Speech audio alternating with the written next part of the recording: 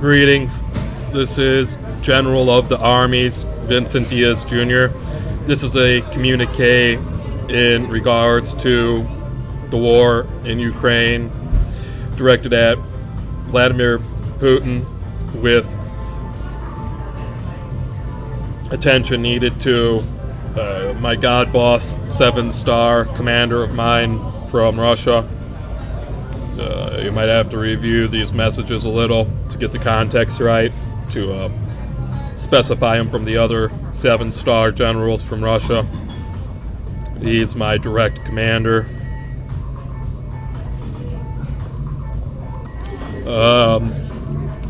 Trying to get in more stories about my commander, God Boss. I started to hear they sort of teach the Russians about him, like they teach the Russians about all of their ranking members of such high ranks with cartoons and such, maybe just little drawings or something. So this isn't like a traditional cartoon story, or a story you would find in a cartoon. God Boss was telling me about him being in a situation like I was last year, going into this pandemic thing, with all my people having been genetically mutated and sort of zombies now. The pandemic being at the stage of apocalypse, and the quote-unquote zombies all sort of attacking in this torturous way forever, one and all, in a species war sort of way, in a way that was also sort of untenable for them to ever make good for them. He said at this time, this was this story came out when we were trading stories about being the highest rank on the planet and holder and owner of the whole planet, because the world wars had gone in such a way that we were able to win battles to hold the whole planet. And in the case of our stories, like this story, this was one where he won the planet and it didn't take my aid or my failure. He was able to, I think we might have even been taking turns, like I might have been trying to stay out of it and just saying I'll submit everything I can't control or stuff like that. You know, like if we sort of share this document, by the end of it, the planet can be yours instead of part mine. He had this terrible battle where he was locked out of most of his stuff, and everywhere he went was combat. He was only sort of safe from the quote-unquote humans inside. The facilities were still his, like they're almost a part of his body to him when he's working with them, so he could hold them, and he knew all the functions to retake them if they were taken. Like, he said he had a lot of trouble, like sometimes he would have the big battles, like part of the battle would be preparing for the battle with the battle of having the facility held to be able to win the next battle in, like the outside battle where you sort of have to smite them all out. And he's telling me about just policing his whole planet of holdings and getting out to the icelands, the Arctic, the frozen zone. He said it was sort of before it was the full ice age and under the ice, before it was sort of like what it is now. It was one of these first stages of freezing the whole place over, I think he was telling me. I forget. I have a lot of stories running around my mind, but it also might have been that things got so bad we went to a flood stage for the planet, like the whole planet was going to be flooded over. And part of his story goes, I think the flood occurred, like he's up on the ice, he's no longer on the land. I forget what he's saying about the facilities. I know he sort of talked about the facilities are still sort of at his level, but he did tell me it looked like the whole planet had flooded over and he was on the ice through one of these flood stories. So then he was able to set up his facilities, and just the weather brutality he went out into, he had mostly lost control of machines for that, and he was able to sort of weld his enemies to the ground when they froze to death in the conditions. He was able to survive, and he wasn't exactly able to finish them. Like he sort of tells stories about the frozen old fossil people who can even come back to life. Like sometimes those are his fault. They would get frozen to ice instead of the concrete or something and make it back. But he was talking about how they would weld down when they would freeze This was how I was able to defeat them. Alright, so that's my story about God Boss. To open this one, I'm working on like a master statement. I don't usually work on this about the state-run news, state-run media. I think it was state-run media, or was it just state media? Zelensky is said to have set the Ukraine to state media only.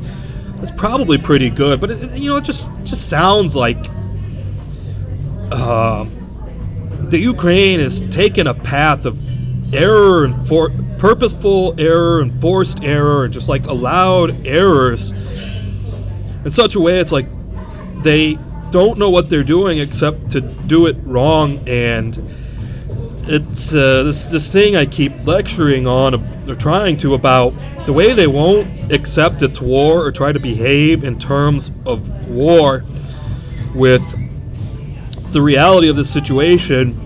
I filter through the justice code of all of ours, being this situation where his country is supposed to be switched over to a military control war state, and here I am again just talking about all these switches that are supposed to throw at once with the master switch, and they're just sort of slowly slowing these switches like they're dictator god of the place that get to rewrite the rules at every chance and then not obey them themselves but hold others to them. Got to watch my Nazi agenda, but sometimes things are even so wrong. This is sort of like their entertainment and one of their methods of obtaining joy. I had a silver lining thought, like I thought getting them sort of set up for communism with like state-run media is good. I thought that's good. That's almost a state or a step to a communist state. So at first I thought, oh, that's nice. They're sort of turning communist. Like he's getting them ready for a communist handover. Let's see. I'm trying to be humorous here. I'm trying to sort of keep it light, even though it's not. We got a joke. I was working on a joke. I'm supposed to be nicer to Zelensky or something. Say the Nazis. He points at Zelensky a little. Maybe Zelensky can get things straightened out, so I can sort of tell this like South American joke. Like when this thing gets all hammered out, and he can sort of turn everybody over, like he wasn't such a bad guy. Maybe he can get himself an island or something. I don't know. Is he supposed to be president of it? I don't know. I hear through the intelligence channels with Russia maybe facing the bleak reality that the Ukraine is going to forever be a warring nation against it. You know, the Ukraine has just sort of lost its mind in military terms with the intensity and seriousness of their combat strategies, such that it's like the Russia and the Ukraine should never be neighbors again after this. So there's this standing threat, the reality Russia faces with what I've seen and heard from the news as the peace terms not being capable of bringing peace. I think I'm starting to trigger off my military justice code readings. Like after a while, this stuff can be triggered. Like the world is yours. You won the planet because they've done this. There's some talk about winning the war of words, but it's usually where it has been awarded to you by the code in need of enforcement. Let's see. I've been in on some intelligence of Marines having a really hard time with the cold. The weather's been really bad this year. I've been told I've sort of been visiting over there and doing my work. I get to because I keep asking to. I just don't get to do it the right way. Like I'm totally Vincent Diaz Jr. in my mind still. This guy who complains about being broken-minded and having to have gone under deep cover might appear as the deep cover guy who's dumb sometimes. About Marines being too cold. And I was wondering about them starting fires, like where are rules on fires? Usually there's just no smoke allowed. What type of fires do the Marines start? And then I got questioned around to tell some stories about Vietnam. And I heard these Marines are resourceful enough that, before they die of the elements of the cold, they'll go smash up one of the smashed up buildings and light it to an inferno to stay warm. So I was thinking there's got to be a better way. I mean, there's there's this other rank, like you can test the buildings to see if they're going to go on fire, and like each tick might set it on fire, because sometimes the check is setting it on fire because conditions allow, like we have during war, probably right now in Ukraine in some zones. But anyway, I'm working on some stuff. Maybe just need to pass down some of this work. Some people are trying to work with me to keep the Marines warm enough, like they're having a hard time. We're getting worried about their extended exposure. There's some strategies here to set some of your destroyed, controlled buildings on fire. They're supposed to count as some of the heat centers for the city. What I was working through last night, I think, was those are like the heat sources. Those are buildings so big with so many resources. They're supposed to heat up huge zones more than themselves and sort of count as part of the heating grid of the city. So those ones, when they're starting to fail, induce the riots to be able to set buildings on fire like in Vietnam. I'm not sure how they're supposed to be set. I just got these general terms I've let out. I'm wondering about blockade. I know I've been hearing this Russian strategy, and it sounded like the classic setup, like the kingdom sort of besieging one of its own cities, and is totally set to do it. Surrounded capital city. I'm starting to think through the blockade strategies. It's been a long time since I was in the map battles, so long ago, since even before we were calling Earth. I'm not doing well remembering everything. I'm sort of getting my intelligence working over, like, don't say it, we're going to figure it. And I don't need to just let them figure it. I had one joke. I think one of my jokes was something like stopping up their drinks, like all their drinks, or like taking their water offline while offering humanitarian aid, and then just sort of starting this fight with them. So we used to have this difference, like maybe they think there's a drinking age limit of 21, but we're about to turn them into a nation where there's not. So I would try to have this battle of the blockade where I would take all their drinks and all their water, like we would even go ahead and battle for their water. So I know it's sort of totally outlawed. We have some conditions. You have to supply them humanitarian aid, so it's not a crisis. And then I'll try to supply them all with beer and wine or something for their only drinks. Let's see. I'm just trying to work over what it takes. So I'm interested in trying to control cities like that too. Like I have this city I need to get under control. If I could ever get in control of things with me just wanting to run away, maybe make the place cease to exist. Another thing just got knocked out of my mind. I had the blank mind. Here's a default we're starting to fall into. I'm not sure who it's supposed to be. If it's supposed to be me, if you could get a like dummy doll made up of me that's fair to keep me honorable to fool the enemies with. They'll just sort of like endlessly follow it, like it could be your carrot on the end of the stick. Sometimes that's just one horse. Oh, it's reality. I heard. I mean, there's just some of us, or there's some people you could make a rough dummy doll of. Maybe it would be good enough to draw these people out and to follow out of the city. In my personal war, it's not my personal, my war where it's just like only I fighting, or I with only the intelligence of my support. It's about what it was. Tiniest of support, such a battle. Every now and then the mail gets straightened out. I was sort of wanting to bring out the construction equipment. So I was sort of imagining the zombie thing going too far, like the battles mostly died down to where I have to deal with the automation they're battling with. It's all over, like anything, like the automated doors are going to squish me and try to hold me forever. Just everything's wrecked. Because we've gotten all their bodies, but they've moved their minds in the machine, and all this stuff has to go through your mind. But I was sort of wanting to bring out the construction equipment and just sort of deconstruct their society instead of blowing it away with bombs. Get out the construction equipment. I sort of taught our Ooga Boogas here these strategies during the riots. It certainly looks like we might have had some building bombings around here if I didn't just sort of get some intelligence out to them to just overthrow society and bring out the construction equipment and be the demolition crews. We got so many buildings under demolishment around here, it's crazy. I want all that equipment automated too. Wouldn't it be grand if it could almost be fully automated? There's so much work that would be so easy with some of the most crude automation, like just following the railroad tracks and getting the stuff around it. Let's see, I'm playing God and being mad at me. Maybe you could like release the dams. I don't know. They're supposed to be thinking just the main city. What about flood zones? I'm just thinking about flood zones. Like the ones that aren't supposed to be flooded anymore with housing and such. All right, I gotta do my Nazi agenda check again. Nazi agenda.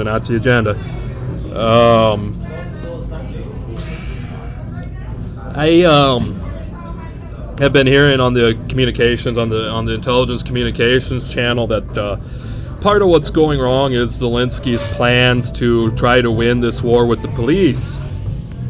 We have lots of stuff in our military charters, or like if you have a standing military, you're not supposed to try to win wars with your police. I forget what the rules are for the people who don't have a standing military, but usually it's something like they've basically agreed, they've submitted to their loss. They're not supposed to try to fight a war with their police. And of course, Nazi agenda, Nazi Hitler. One police is the same as any police, or like any police is just like all police. And with the police being a war force against Russian military, I mean, I can't actually quote or cite the police more than some of this general stuff, like their ideals, like one of them is all of them sort of stuff. But the uniformed force, the force that's at war with Russia, isn't just the Ukraine police by most all thoughts of how police function. It's just all in any police. Probably security guards, fire people, emergency service workers, and their support structures, like the aid people, and of course all the medical workers. Hitler. I'm working on some special joke legislation here. It's something like the grudging vendetta bill, where any police can like turn into Ukrainian military just right away, like just show up over there, maybe even in your same uniform and stuff, slap on like a tour pin or something and get out there and try to retake their stations. Let's see. I want to offer Vladimir Putin the credit of helping me check in the money, which is just basically the intelligence I like to share, so I get shared back to the communist cause,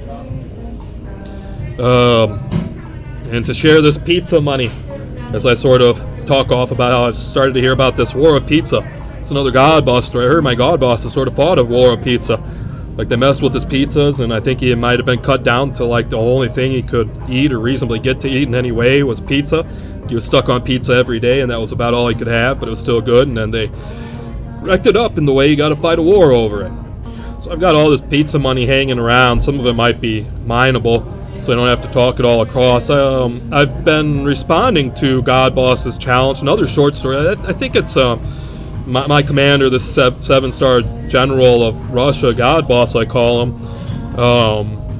He's the guy who invented this advanced dominoes interface we have. He was sort of saying he sort of invented this dominoes thing. Like, it wasn't exactly dominoes, but this dominoes thing came from it, and he worked on this dominoes interface, especially with this challenge. It's like trying to make every pizza it could possibly make. And I checked into the standing challenge during my last torture, while I was caged up in a cell far too small for me, even way beyond animal standards, of trying to make all the good pizzas I could possibly think of based on the Domino's pizza maker. So it's going to relate some money of good pizza. The first one I had out, I got myself a large. There's this pizza knowledge.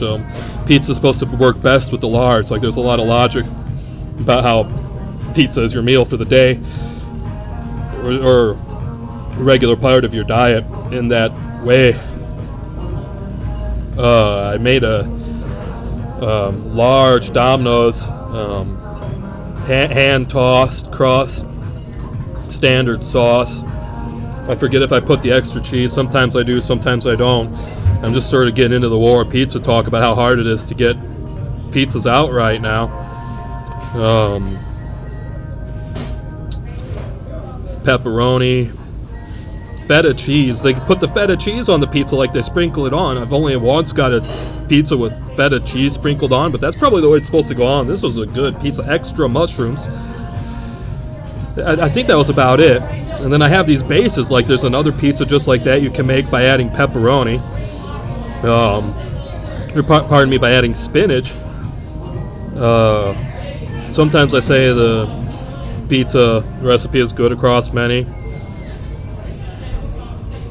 I guess I'll release some of the bigger knowledge. I think the biggest money nugget I have in like one range of pizzas is this work I've been doing on trying to figure out how to make the supreme pizza by just putting together toppings. So I hear the supreme pizza is always like this specialty pizza that takes more than just the same toppings. So what I figured out is it probably takes light bell pepper and light onion to get to the base of the base smells and tastes of a supreme pizza. And then you usually need to put on the black olives too, but they're optional, they're not always on there. And then you can sort of work around adding other ingredients, sort of like it's a supreme pizza.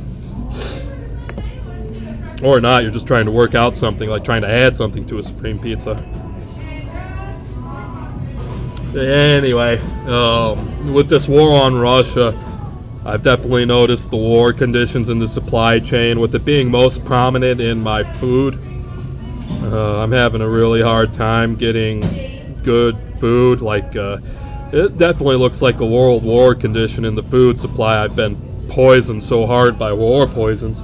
But conditions have also changed in the air and water. Like now, when I'm spewing my poisons back out, the air and the water are actually changed up so it smells like I'm in a fair place to do it, like Whiting, Indiana, or Gary, Indiana, these heavy industry towns where the whole place stinks like heavy industry. But I've recently learned it's a special stink of a cover, so you're not actually being poisoned by the direct poison stinks. No. The first thing they got bad on the pizzas was the sauce. They got the pizza sauce bad, like it started to go sour, and the way it goes way bad, like it might turn poisonous. And I was starting to notice this thing with I was starting to work olives onto my pizza, like I barely ate those just when I was having Supremes, and they were controlling the pizza sauce. Like the olives can touch the pizza sauce. Maybe they're on top of the cheese and then they touch the pizza sauce and they'll change the flavor of it. It might run a little. So next they started having the bubbles, like if a pizza gets one of those big bubbles on it, like the crust is bubbled, then that might be poisonous, but you might be able to eat around it. You might not wreck the whole slice or the whole pizza. And then they got the cheese, like the cheese on my Domino's tasted like 7-Eleven cheese, sort of. 7-Eleven I've dragged out of the garbage.